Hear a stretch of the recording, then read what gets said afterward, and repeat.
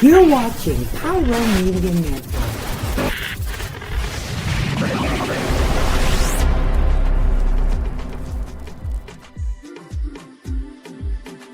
We just keep on walking, but never really getting nowhere.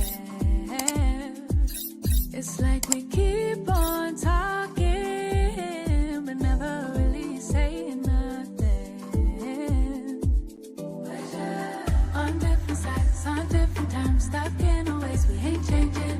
Can't read your mind, and I've really tried. You won't let me in like we're strangers. Say opposites, supposed to attract, but we both can tell it feels often. Should let it go, but somehow we fold, and it happens way too often. We're so different, we're so different. How can we end up we make it fit in? It's just like we're so different, we're so different. I don't quite understand. Thank you for tuning in. If this is your first time joining us, welcome. We hope your experience is fruitful.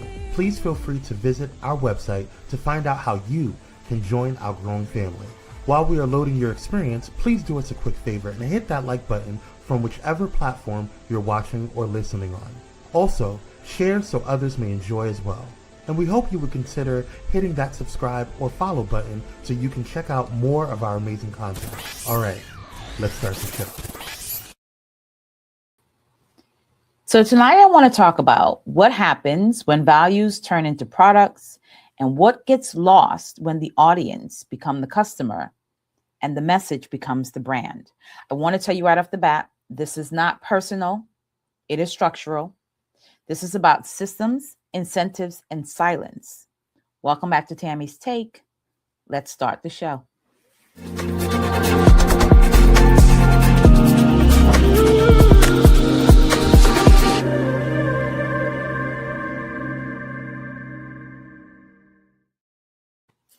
Hello, everybody, and welcome to another show. I've missed you. I've missed you. I've missed you. It's been a week. And so we're back with another show. Now, this show is going to be a little bit different because I'm going to be talking about people that I think a lot of people like and respect. And we know how this goes. When you find your people, whatever your celebrity is, whoever the influencer is, whoever the guru is, we know how it goes. People start talking about you people and you think it's personal. I promise you this is not personal. I'm just talking about what happens when your audience becomes the customer and your message becomes your brand. And there's nothing wrong with that, but we have to be very careful because we can decide that because the audience is now our customer, we can change our voice. We can shrink ourselves to fit the moment, even when we need to be using our voice the most. So if you haven't already, go ahead and hit that like button, hit subscribe, and hit that notification bell so you don't miss when we upload shows every week. Okay, so I want to talk about why figures like Brene Brown resonated with people, right? Brene Brown came onto the scene talking about something that we didn't often talk about. People didn't feel comfortable talking about it. In fact, vulnerability and shame are two things we avoid the most as human beings, right? And we may be avoiding these things based on our familial upbringing, based on society, based on how we think we need to engage in the world. And so here was this woman coming on the scene talking about vulnerability and what a strength of vulnerability is and how shame doesn't have to keep us trapped in our lives, right? She was humanizing humans in the workplace, in corporate settings and institution.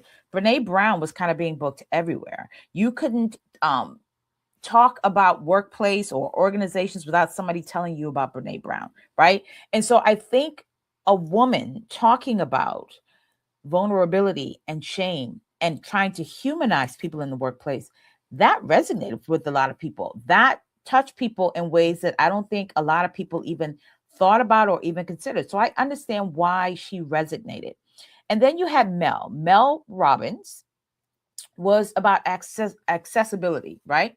She was talking about making motivation your agency, framing motivation as agency over yourself, over your life, over your decisions, right? And not only was she doing that, but she was giving you tools on how to do that, right? I don't know who all remember Mel Robbins, but I came to know Mel Robbins not from the let them theory. I came to know Mel Robbins from the 5 second rule, right? Whatever's going on in your life, give yourself 5 seconds, 5 seconds to get out of the bed and get moving, 5 seconds to get to brush your teeth, 5 seconds. If you could just get up in 5 seconds, shut that part of your brain off and get moving, you can jumpstart your life. You can get the things you need done. So that's how I got introduced to Mel Robbins. A lot of you probably got introduced to Mel Robbins with the let them theory, which I'll talk about later on. Okay. But once values become lucrative, then they have to become palatable. And this is the thing about those of us, because I would consider myself kind of in that vein with the Mel Brown, right? So my value system is to talk about empathy, to try to teach empathy, to try to get people to engage with empathy. So that is my values. Now, what happens when that value becomes lucrative for me, right? What happens when I'm being booked on circuits? What happens when people are making me their keynote speaker? What happens? Does my value become lucrative, and does that mean that I have to become palatable? And I think it did for both Brene Brown and Mel Robbins. And there's danger there, because when you have to become palatable, that means you have to remain neutral. And sometimes there are going to be things happening in the world where neutrality is not going to be an option. But if you have expanded your territory, if you have expanded your brand, if you are now the new hot thing, the trending hot thing, see, you can be that in prosperous times, right? When there's nothing really pressing happening in the world, when there's nothing calling for all of us to pay attention to, when we don't have to really look at injustice, right? When the economy is good, jobs are great, the kids are okay, your marriage is great, everybody's happy in the country, then you can do this. You can be the Brene Brown, you can be the Mel Robbins, right? You can go to the sold out speaking engagements and you can do the feel good. You could do that, right? And people will buy it. People will lap it up. People will be happy to see you, right? Because you don't have to confront the realities of the world. But what happens when you've spent years building this brand, talking about, particularly in the case of Brene Brown, teaching women and teaching all of us really that we have to learn to be brave even when our voice shakes.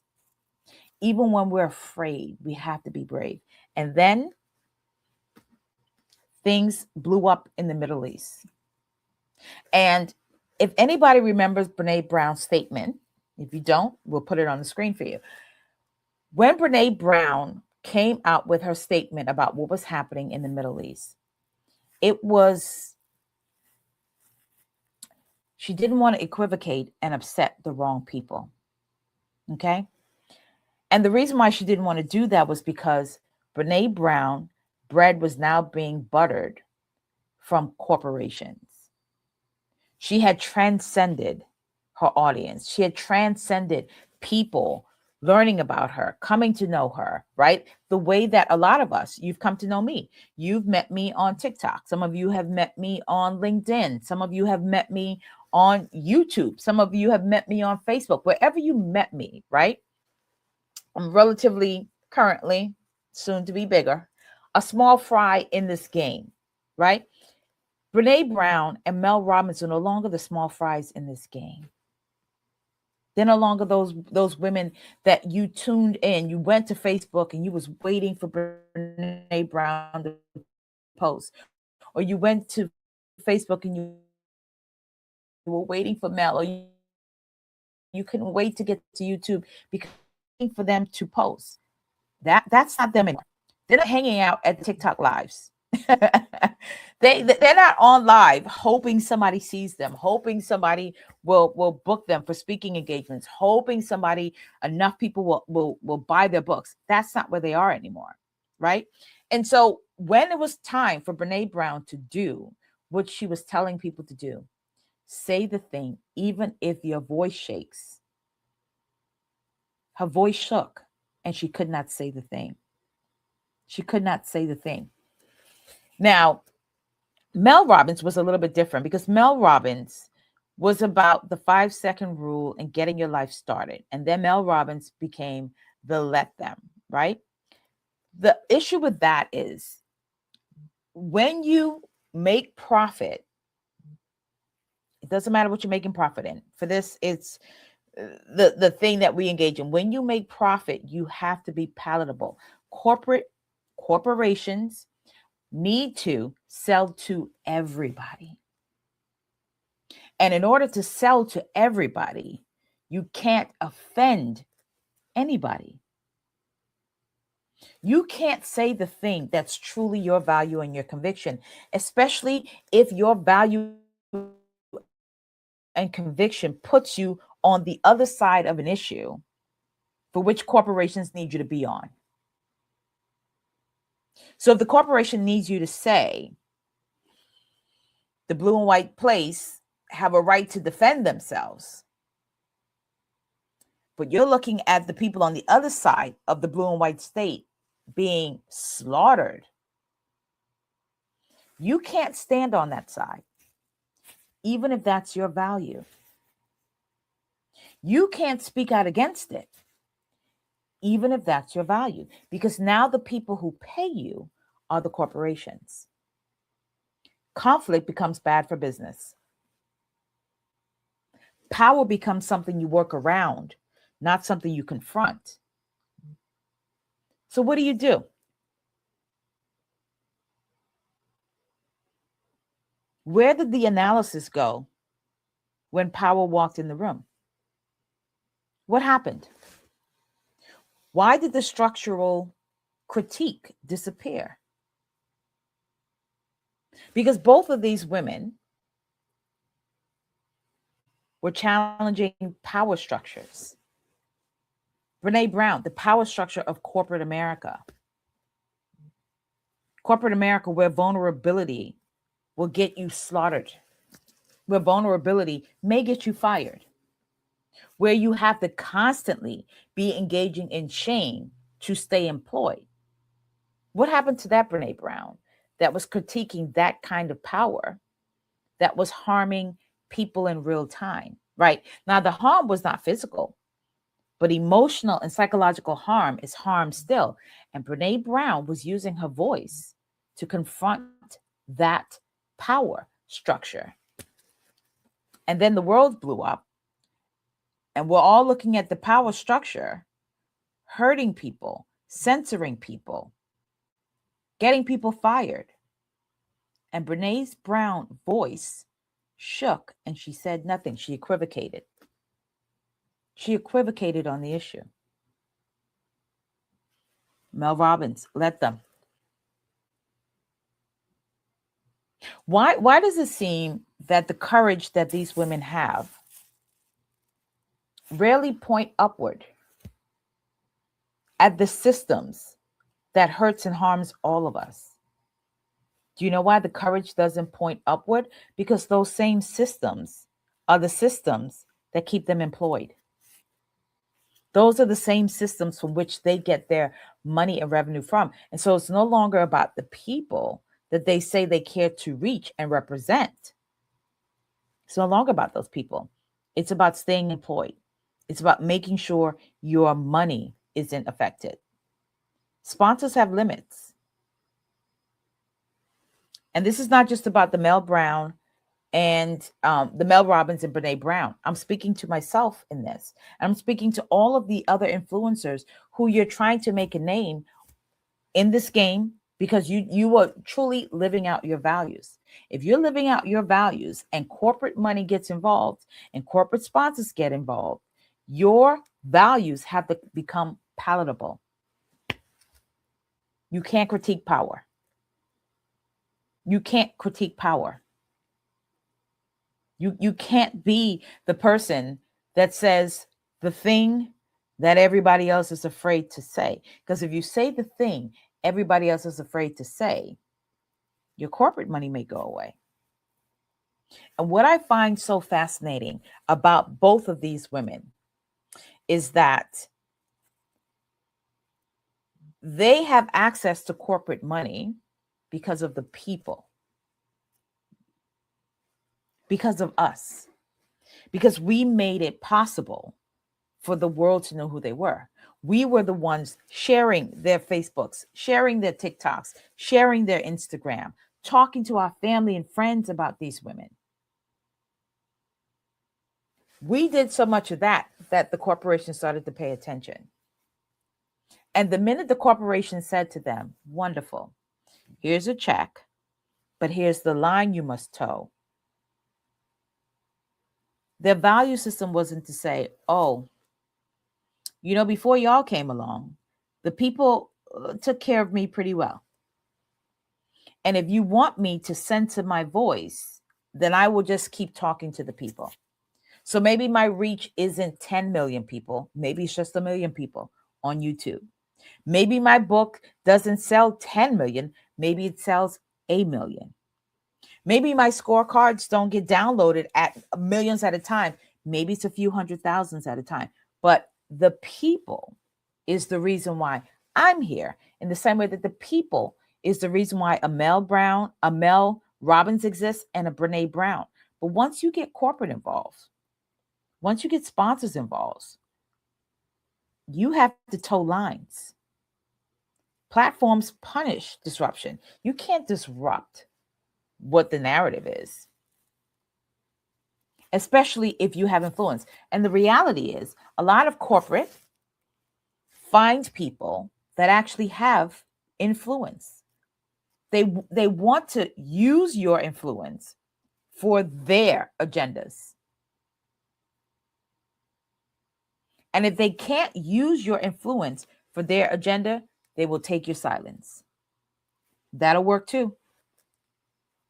If they can't use your influence for their agenda, they'll take your silence. When your value becomes individualized, your shame, your confidence, your mindset, your resilience, systemic harm quietly exits the conversation. It quietly exits the conversation. So, although I am talking about these two women and how they're choosing to navigate what is happening right now in this country, we don't even have to leave the country to talk about what are your values? What are you standing for? Are you the person I believed you to be? Or was that just a grift? Did you say the right things? When you meet guys and you meet men, they all say the right things. Were you just saying the right things so that my ear was tickled? I felt seen and validated, but it was all just a grift. I was talking to my producer before the show started. And I was saying to him, if you're watching this show, you've come to know me from a few places, but I'm going to tell you what you've come to know about me. So maybe you met me on Facebook and you followed me on YouTube. Thank you. You're the real one. Maybe you met me on Instagram. I don't know how, because I'm barely over there, honey, but maybe you did. Maybe you met me on TikTok, or you met me on LinkedIn. But however you met me, here are the two things you know me for. You know me for my thrifting fashion, and you know me for my work around diversity, equity, and inclusion with a baseline of empathy. You know me talking about empathy when it wasn't cool to do that, when there was no product to sell, there was no book there was nothing. You met me talking about empathy for 2 years, just talking about it, the need for it, why we must develop it in ourselves, why we must have it for each other. I was doing that for 2 years, just talking about empathy in a time where nobody was talking about it. It wasn't cool. It wasn't sexy. I was talking about it because that is my moral conviction. I believe in it so deeply that I was talking about it when nobody was listening. After 2 years of being on TikTok, I developed something, and that product came because people could not afford to come to the master classes I was teaching. People could not afford my consultation fee. And so I created a product called the Empathy Scorecard. And I created another product called the Self-Empathy Scorecard. Both of those cards. And I created them to give people access to my work.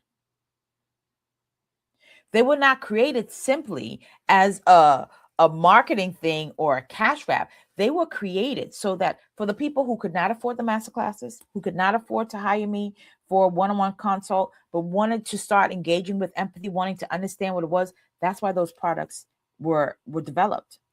And when I first launched them, for the people who remember it, it was a few bucks. And I put it that low because I wanted a bunch of people. I wanted to say, you couldn't come to my platform and say, I mean, I would love it, but it just costs too much. It was literally a few bucks. And if the people who follow me will tell you, it was a few bucks because I wanted people to have access to it. And after about 6 months, I had to price it to where it needed to be, that it made sense. But when that card first launched, it wasn't about money. It wasn't about a grab.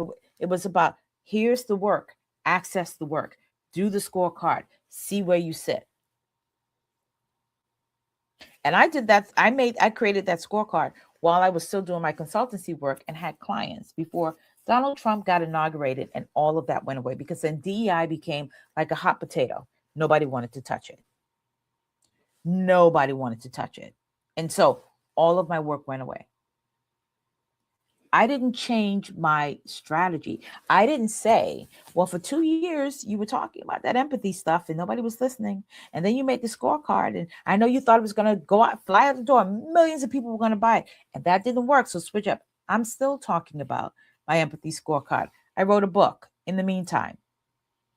When all of my clients went away, I became creative and I wrote a book called The Empathy Gap. It is black and white. And I did that as a way to keep myself and my mind and keep it all busy. And I saw that. But nothing about what I was talking about 2 years ago changed. Brene Brown first started telling us about vulnerability. And everybody went, oh my God, oh my God. And then she moved from vulnerability to talk about shame. And everybody went, oh my God, oh my God. And then that conversation went into the corporate spaces. And everybody went, oh my God, oh my God. The things kept moving because the first thing hit for Brene Brown, that vulnerability hit. It hit. And she was like, okay, that one hit. What else can I do? And then we started talking about shame. And that hit. She went, what else can I do? And then she's like, take this on the road. We're going to take this into corporate spaces. And we're going to talk about vulnerability in corporate spaces. And that hit too. And then the world blew up. The world blew up. And she could not do the thing she kept telling everybody to do. Say the thing even when your voice shakes. Because how can a woman teaching us about vulnerability ignore some of the most vulnerable in that place across the world? Children. There's no more. Children are the most vulnerable. Children and the elderly are the most vulnerable in any society. And she, from her home in Texas, I think, where she has a studio, put out a statement and equivocated about really falling on the side of the most vulnerable. We see what's happening right now in the country. Immigrant children that are being picked up, from schools. ICE is picking these kids up from schools.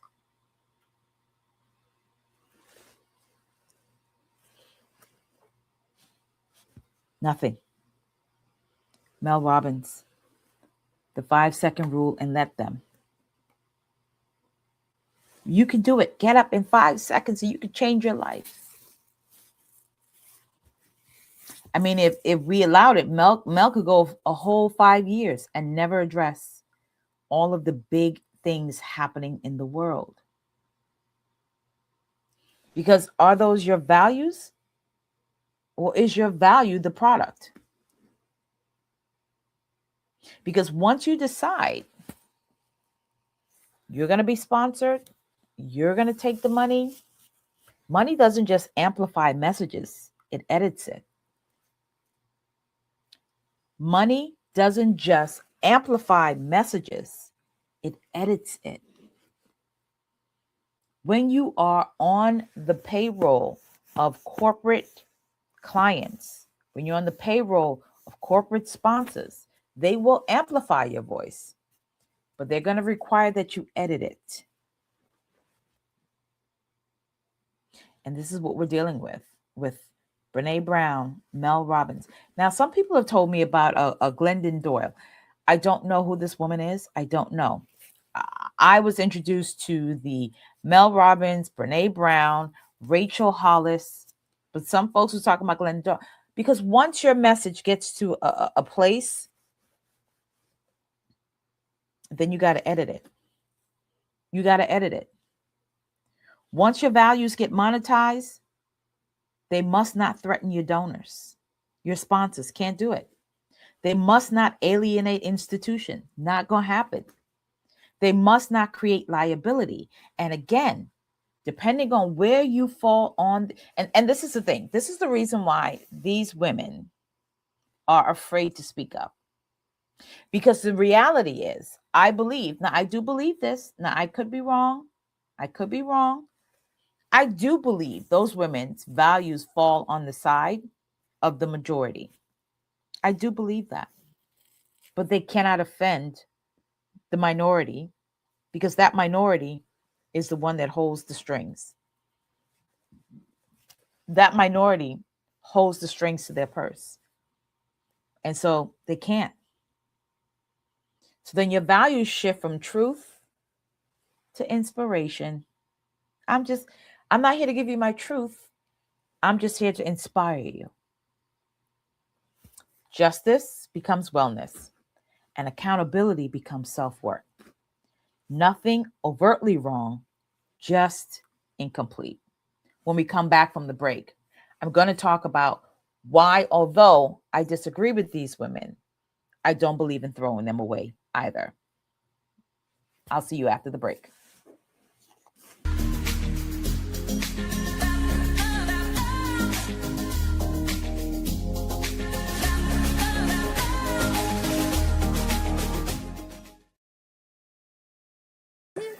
What's going on, y'all? It's Kwame Speaks from Kwame Speaks Live, and you're watching Pyro Media Network.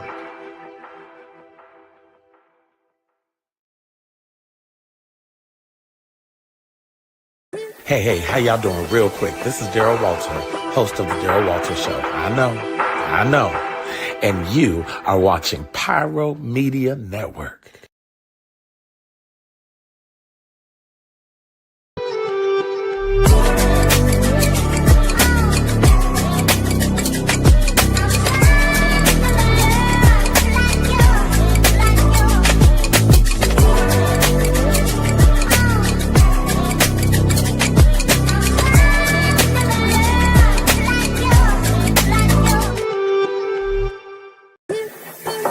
Hey, it's Dr. Nicole D. Vick from Dr. Victorious, and you're watching Pyro Media Network.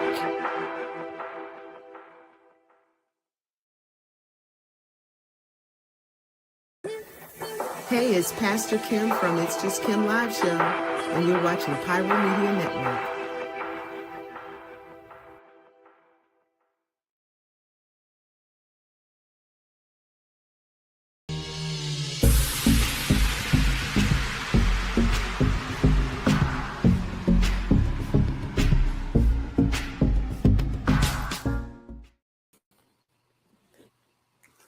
Welcome back to the show. Okay, so I know the first half of the show, I talked about critiquing Brene Brown and Mel Robbins specifically. And the reason why I'm talking about these two women specifically, because a lot of women love these women. A lot of women get great value in the work and the words they put out. And I think that's great because I don't think that well, me personally, I'm not expecting from Mel Robbins or from Brene Brown perfection. Okay. That's a fallacy. And I think when we decide that because somebody doesn't say the thing we want them to say, right? Because they don't fall on the side of the issue we think they should fall on. Now, let me be clear. Neutrality feels ethical, but neutrality always protects the status quo. I'm going to say that again. Neutrality feels ethical, but neutrality always protects the status quo. When you have values that refuse to name power, they don't stay neutral. They side with whoever already has protection. So I want to be clear about that.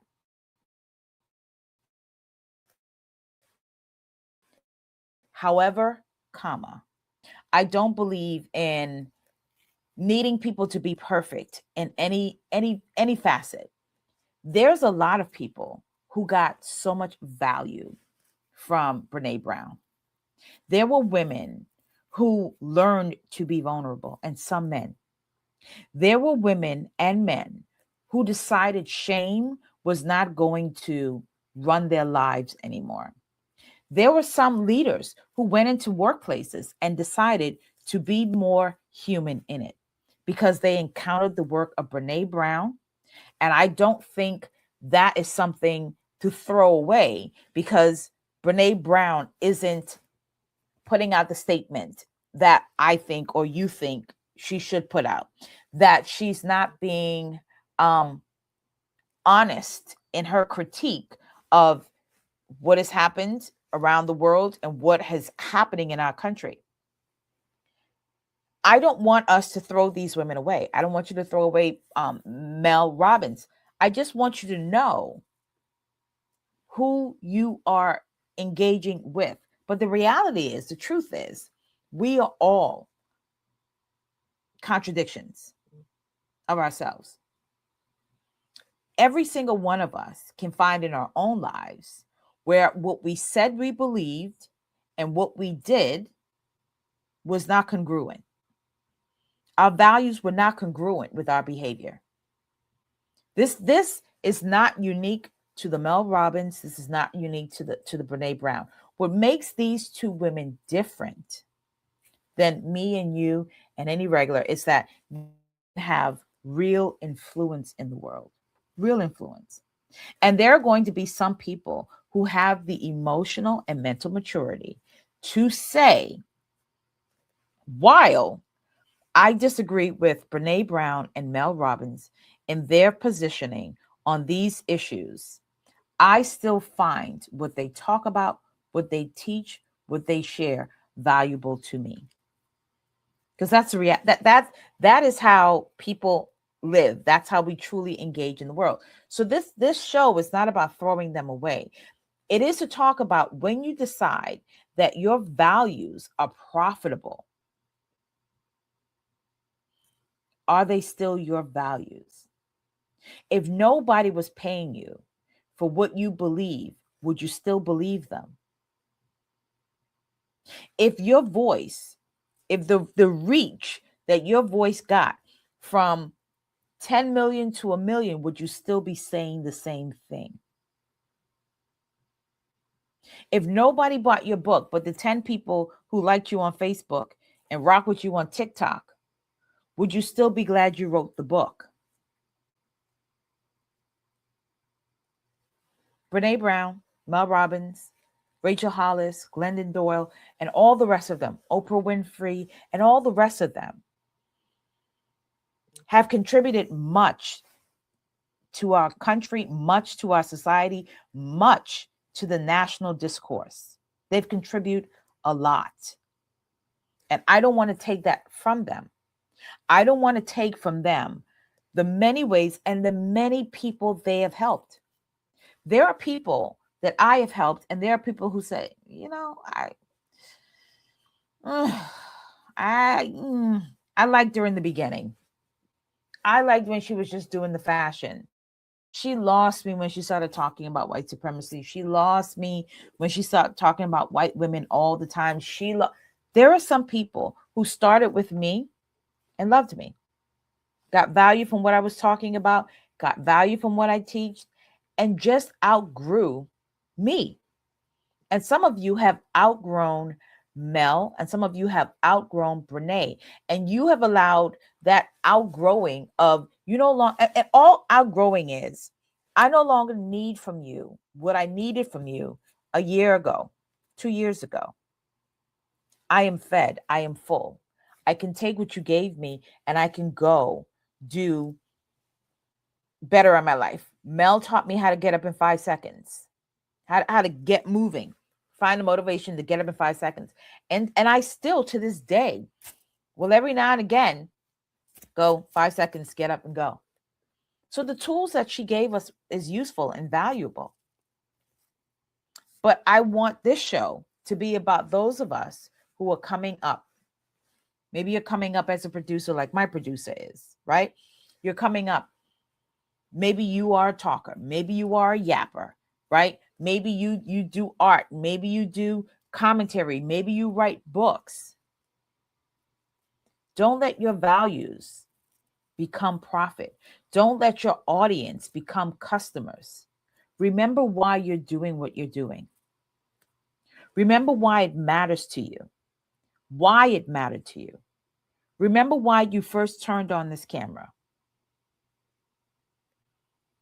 Remember you said, if only 100 people bought my book, that's 100 people lives that I hope to shape. So when 100 buy it, and 1,000 buy it, and 10,000 buy it, and then 100,000 buy it, and 1 million, and 10 million, and 100 million, will that number change your values? What is the number? I think if I had to ask Mel Robbins and ask Brene Brown and sit across from them, my only question to them would be, what was the number? Because the reality is, whatever it is you're endeavoring to do, for me, my book, my scorecards, the number for me, 1 million or more. The TikTok people know what I'm talking about. The number for the scorecards that I have set my intention on, 1 million people with that scorecard downloaded and doing that work. 1 million people with that self-empathy scorecard downloaded and doing that work. 1 million people with this book in their hands. We all have the number. What is your number?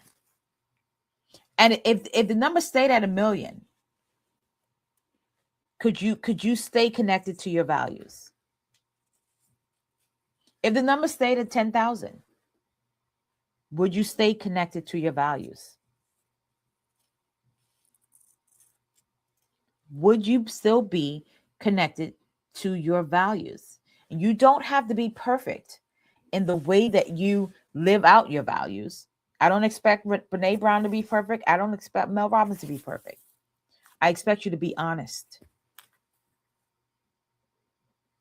I expect you to be honest. Because, listen, if it's a grift, tell the people it's a grift.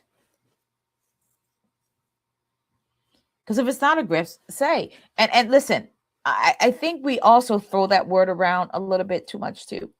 Now listen, let me be clear. I do think Mel grifting a little bit. I'm gonna keep it 100 with you. I think Mel is grifting a little bit, right? I don't think Brene Brown was or is grifting. I just don't think. I think the values Brene Brown purported to have, I don't believe that those were ever her values. I don't believe that those were her values. Because if they were her values, when it was time to make her voice shake, it would have shook. It didn't shake because those were not her values. But do they have value in the work that they have done and in the words that they have shared? Yes. Yes. Yes, they have value. They have value. What I don't think they have is courage. Because courage becomes personal branding instead of collective risk. I think what they have given to the world is valuable. I think what they have taught women and men is valuable. I don't think they have the courage to live out the values that they say they have. Because when they think about their courage, they think about the collective risk to their brand, collective risk to their financial stability, collective risk to how much they would lose if they actually lived out their values. And hey, we could be wrong. We could be assigning our values to them. We could be assigning our values to them. And maybe what we have assigned to them was never their values. It was just marketing. It was just marketing. But no matter what it is, whatever it is you're trying to do, whatever they're endeavoring to do, you have to make sure that your values don't become for profit. Because when values stop costing people when the values stop costing people who teach them anything, who are they really for? If your values never threaten your income, are they values or are they just products? If your values never threaten your income, are they values or are they just products? I'll see you in the next show.